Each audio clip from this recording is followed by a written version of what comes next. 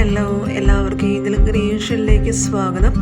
നമ്മളിന്നിവിടെ തയ്യാറാക്കാൻ പോകുന്നത് ABC ജ്യൂസാണ്. വളരെ ഹെൽത്തിയും വളരെ ടേസ്റ്റിയുമായിട്ടുള്ള ഈ ഒരു ജ്യൂസ് വളരെ എളുപ്പത്തിൽ തന്നെ എങ്ങനെയാണ് ചെയ്തെടുക്കുന്നതെന്ന് നമുക്ക് നോക്കിയാലോ. അതിനായിട്ട് നമുക്ക് ആവശ്യാനുസരണം ആപ്പിളും ബീട്രൂട്ടും ക്യാരറ്റും നമുക്ക് നല്ലതുപോലെ തൊലി കളഞ്ഞ് നമുക്ക് ആവശ്യാനുസരണം വലിപ്പത്തിൽ അരിഞ്ഞെടുക്കാം.